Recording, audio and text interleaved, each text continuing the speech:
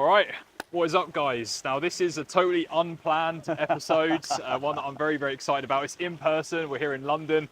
Absolutely beautiful, as you can see. I'm not a weatherman. This is not a weather report. This is actually a training and an episode. Actually, something very different for you guys. Now, I know we talk about appointment setting skills, mindset, all of those things, but I want to help you guys outside of appointment setting. You know, appointment setting is great, you know, for a career, but at the end of the day, what are you actually doing this for? You know, and I've got Joel Elster here, actually, you know, been in the high ticket sales space for a while, you know, has been in sales environments before, managed multiple different companies, traveled, I think, 70 odd countries. How many was it? Quite a few. Quite a few, put it at that. I don't know the rest. Has sold over $10 million in revenue as a closer, predominantly, but has, you know, trained with a bunch of setters as well, like knows and been around plenty of setters in the industry. But he's well known at the moment for being what's called a nomadic closer, right? Being able to travel, earn a lot of money, but enjoy your life, right? Whether that's health, you know, travel, social, you know, the networking side of things. And he's been able to make so much outside of high ticket sales. Yeah. It's probably more than the revenue he's produced. I'm making guesses there, maybe by a wild assumption. But yeah, so Joel, is there anything I missed in that intro there? Anything you feel like today will be most productive for the guys? I think you said pretty much everything, and I think we can call it a day. Thank you very much. See you later, guys. Good video. No, I think what a lot of people forget is they get so focused on working online, trying to make money, that all of a sudden a year, 2 years goes by, and all they've been doing is just focusing on work, and they haven't been enjoying their life. He's taking the mick out of me. He's talking about me, you know. Absolute joker. So how do you enjoy your life, sir? But not very well. The thing is, I was there, you know. I was the kind of guy that experienced that. I was working a year and a half from my room, trying to chase that 10K a month that everyone's trying to chase in this online world. Yeah. And I hit that. I hit the 10K a month, then I hit 20, then I hit 30, then I hit 40K a month plus. And I just kept living the same life. Nothing really changed. The only thing that changed was the amount of money that's in the bank. And what happened was, I remember I hit my biggest paycheck ever. It was 2.5 years in. All I've been doing is grinding, working online, getting my name out there, joining every single mastermind and mentorship I could find to have this whole like online kind of networking experience that I forgot about real life. I forgot about that there's life outside of my house, right?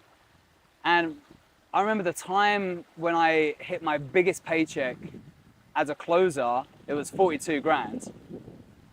I thought, oh my God, this is gonna be the happiest time of my life. I remember I laid down on my bed, I pulled out my phone, I've seen the money land into my account, and I cried, bro. I didn't cry with like happiness. I cried with so much unfulfillment. I'm like, why have I been chasing money? I'm making money and I haven't done anything. And I remember speaking to my mum at the time, and my mum said, listen, Joel, you're making more money than me and your dad that we make in the last 2 years. Why are you not happy? I don't know. She said, well, why don't you go out and speak to some friends? Why don't you go out and see people face to face? Like, this was kind of like just after COVID as well. So I was so like used to socializing online.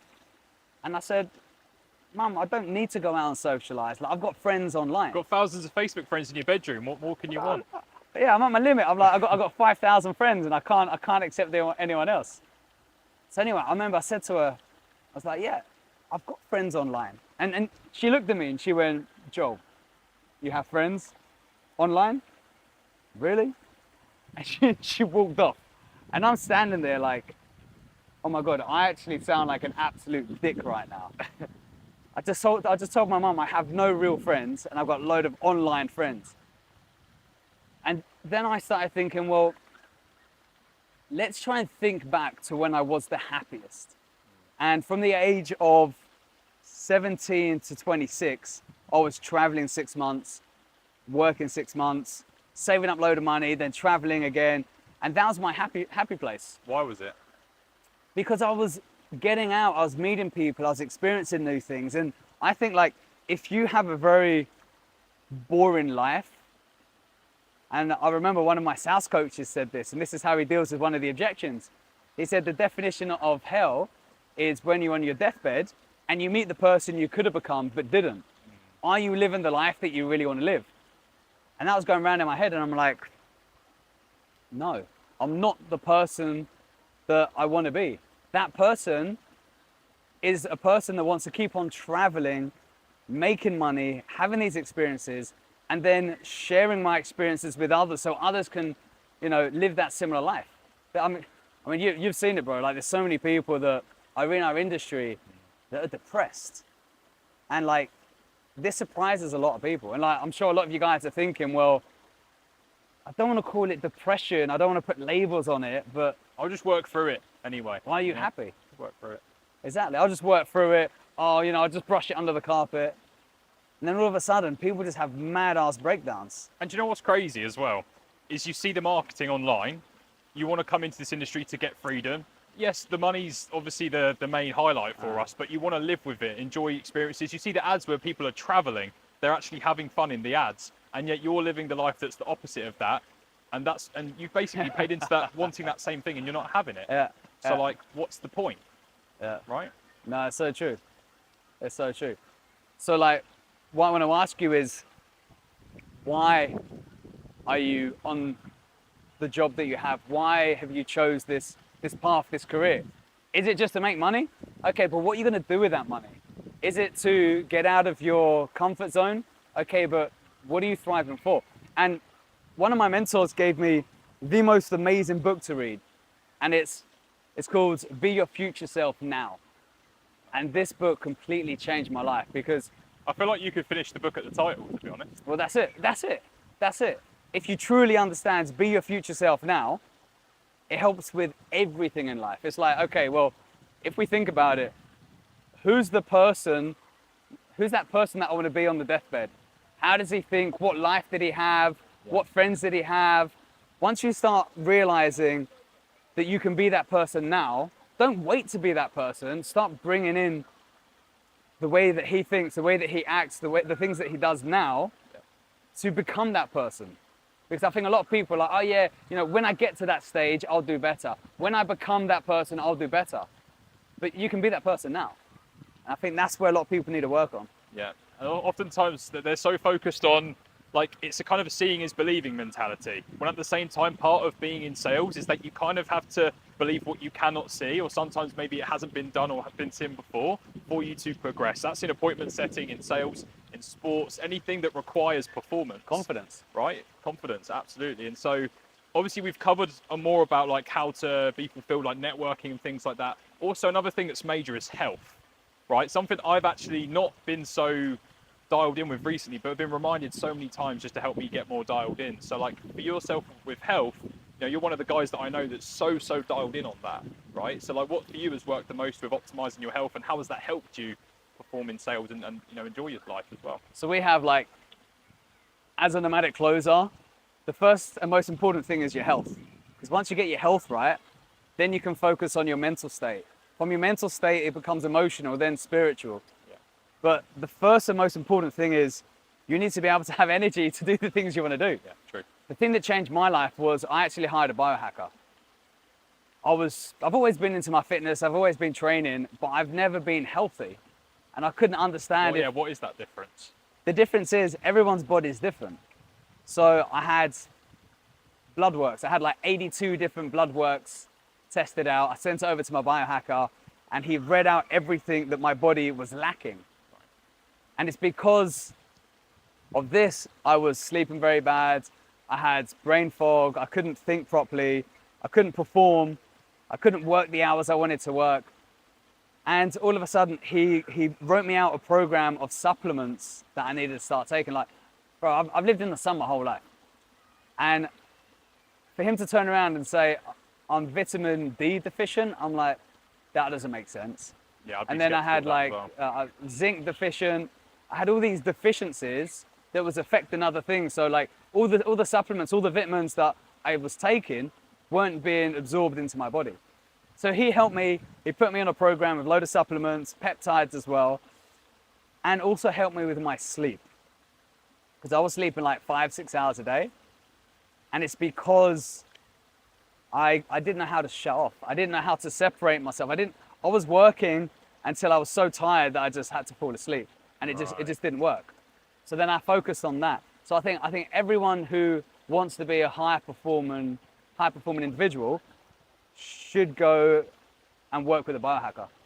100%. And like for you, what has been for you the biggest, and this is for anyone here that's like can take a step towards improving their health, like what's maybe a needle mover for someone's at the beginning that they really want to work and dial in their health? What would you say that would be? Start fucking walking. Start getting out. True. I think True. a lot of times we're like, yeah, you know, once I start closing deals, once I start learning this script, once I get a job, I'll be able to focus on my health. How about focus on your health first so you can have the energy to do the things you need to do? So everyone makes so many excuses. Like I look at a lot of our students are very, very fit.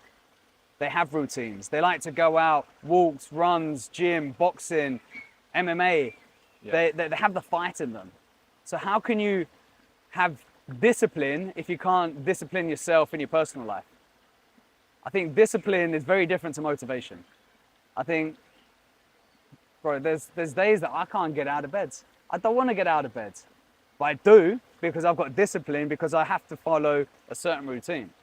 So once you figure out a routine, then you can have discipline. Doesn't mean that you're going to enjoy the things you do.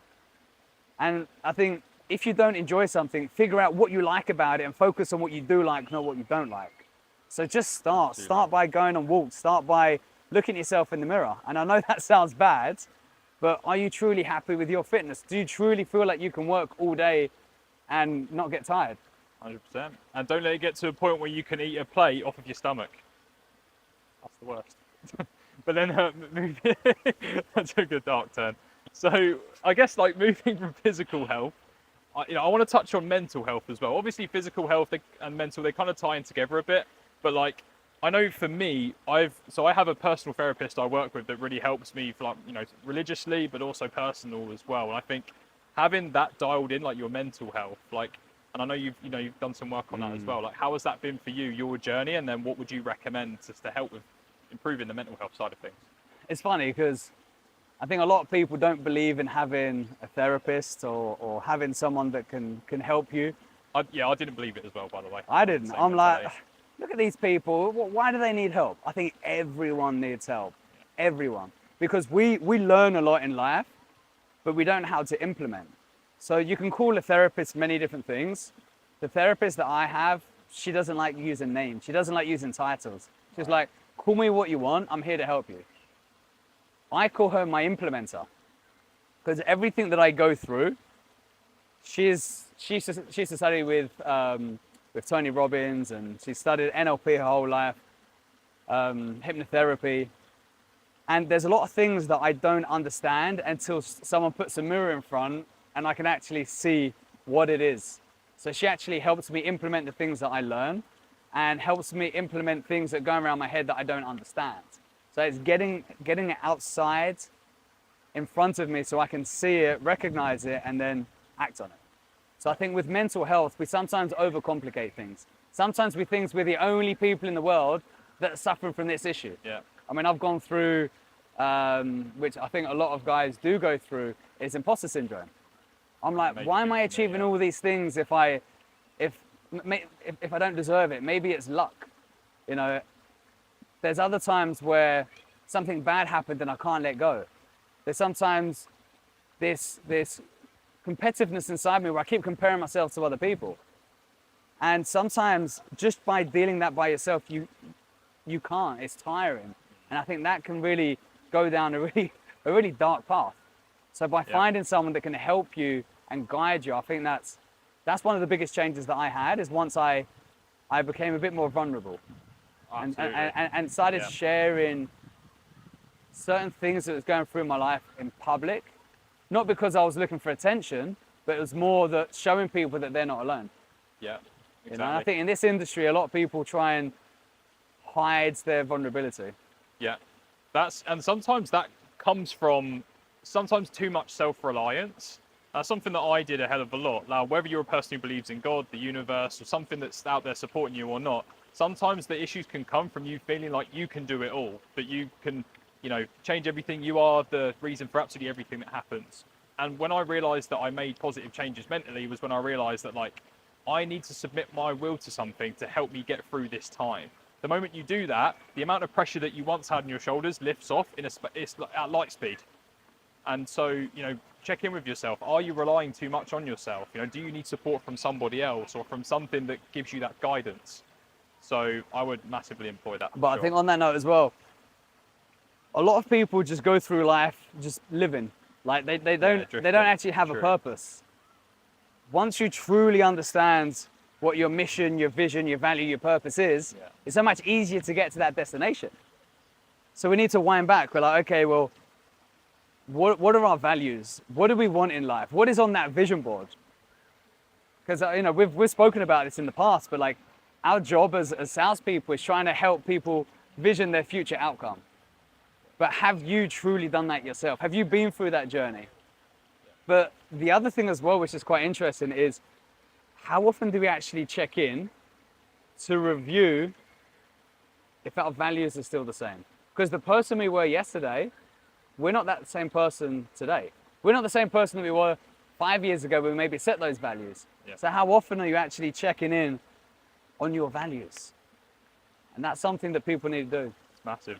Massive. And you know, that's the main thing to check in with yourself, guys. If you work on the mind and then the body side of things, naturally you get better at what you do. You know, you're able to have better connections, relationships, obviously perform better. It just helps with absolutely everything. And I want to do like a little segment here towards the end. I want to be the devil's advocate appointment setter and say, well, it's nice that you're saying all of this, Joel, but I've got some concerns. So first concern is, well, bring it on. All right, so I'd love to go out and meet some people, network, but I can't afford to travel. I can't afford to go and do all those things. I've got a lot of work to do. I've got targets to hit, right? I need to hit those first. So what's your response to that? I mean, if I look at my journey, and if I look at a lot of my students' journeys, they only make a certain amount of money until they get out of their little bubble, outside of their environment, start networking outside of their bubble. Because I say this quite a lot. Imagine if you have a shark in a fish tank. That shark can only grow so big. Once you get that shark and you put him in the ocean, he can grow so much bigger. Yep. So what a lot of setters, a lot of closers do is they just stay in this little fish tank and they can't grow, they get stuck. So now you're probably thinking, okay, but I can't afford to actually go out and meet people and interact and you know, what do I do? Can you afford a coffee? Can you afford a coffee that may cost £12? Oh, that's a bit much. Right? What did we do just before this? We actually went to a hotel, we sat down, we had a water, we had a chat. How much was that? Well, in London, you think it's probably 50 quid for 2 bottles, to be honest, but it's worth it. It was £12, right? Which is what, $15. It was a 5-star hotel. We sat in the lobby. How many wealthy people did we see come and go? So I heard some good conversations, some about tax avoidance. I won't go into that one, but there were some good conversations in there. So that's the thing. There's so many places you can go where you can actually meet people. Yeah. Maybe sit in a coffee shop and just watch how rich people act. Listen to some of the conversations. Maybe there's something that sparks your interest. Go and have a conversation with them. Yeah. And how can you start these conversations?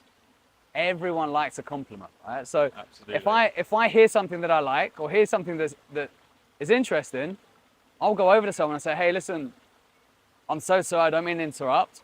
I just want to say that I really like your watch, or I really like your shoes, or I really like your something, a small little compliment. Everyone likes a compliment. Ah, thank you. And then you can just go in and say, hey, listen, and sorry, I didn't mean to be nosy, but I heard you talking about this and this. I'm so interested in that topic. Where would you recommend for me to learn more? And then all of a sudden, you're putting the attention on the person, saying what we do in sales, take the attention off of you and put it onto your prospects. They're giving mentality. Giving mentality, giver's gain.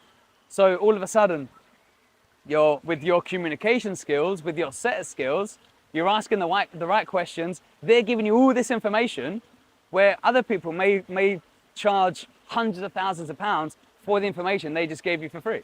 Yeah, 100%. So good conversationalism, and sometimes as well, it's just the feel of being somewhere nice that helps you to realise, oh, this could be me. I'm in this environment. You're more likely to mentally fit in with that environment the more that 100%. you get into it, right? So don't get me wrong, you may have a lovely bedroom, maybe you put some serious upgrades on it, but if you're there forever, right, you're not leveling up your environment and your overall perspective of what's possible. When I was in Marbella last weekend, I was seeing some like amazing people, you know, totally jacked, in great health, you know, to help me up level myself. But also some of the things people were talking about, some of the things that they'd seen, like, you know, in Arizona, private jets just flying all the time. I saw so many private jets coming from Marbella as well. It made me think like there's just so much money everywhere, right? And that perspective immediately has got me thinking of different things I can do, break down how I can reach my goals. You can't ever get into that perspective if you don't put yourself in an environment that induces that. So, and touching on that as well, there may be a lot of people that think, well, I don't have the confidence to go and talk to someone. What if they say no? Well, all right, move on to the next person. You do that in sales anyway. You like get used to being rejected. You know what I mean? Just do it. And oftentimes your conversion rate on cold conversations like that is very high, like ridiculously high. I used to do it with you know, door-to-door sales, and it's very high if you go and approach someone confidently. Yeah. I've got one more devil's advocate question. So this all sounds great, Joel. At the end of the day, I need to meet my targets. You know, I've got a lot that I need to do. I've got family stuff and everything like that. I don't know if I've actually got time to you know, to go and do these kind of things, meetups, travel. Like maybe like when I get a bit more time freedom, maybe I can then. Like I've got to achieve my financial goals first, but I just don't have the time. I can get that. How many hours do you work? Like probably 35, 40, maybe a little bit more. All right, so per day on average? I would say like eight hours, 8 to 9 maybe. 1 hour breaks in between. Okay, and then what do you do before or after work? So beforehand, I pray and then meditate and exercise. Okay, and then what? And then what? Well, I get into my day, hop on my laptop, do that like deep work for a few hours, have a little bit of a break, then get back to it until I finish. And then after? After, eat food, chill with the wife, you know, watch some entertainment with her, and then go to sleep. And then weekends? Chill. Why chill? Play football, you know, stuff like that. Why do you chill? Because I need to recuperate for the next week to perform. Why do you need to recuperate? Because otherwise I won't be mentally fresh for the week after. Do you think you have to recuperate because you're stressing yourself out because you don't have the right skills? Because the thing is, I don't look at work as oh, it stresses me out. You have to be obsessed with what you do. Like if you're getting into appointment setting, be obsessed with appointment setting. Be obsessed with what you're trying to do behind, because the way I think about it, I'm not in sales because I want to sell. I'm in sales because I truly want to help people change their life. I'm obsessed. I want to meet people. I want to figure out, okay, do they have a problem? Do they understand that their problem is much bigger than it is? And can my service or my product help that person live a better life? And I get obsessed. That's why I love asking questions. I love meeting people, because if I can add value in any shape or form, that's what drives me. So I wake up, I'm like, sweet, I can go to the gym. I'm going to talk to a few people in the gym because maybe somewhere they have a problem and I can introduce them to a contact that I've made. Great, I've helped someone. Maybe at the weekends, I've gone to a restaurant with the girlfriend or whatever. Maybe I've spoken to someone that's on the table next to me.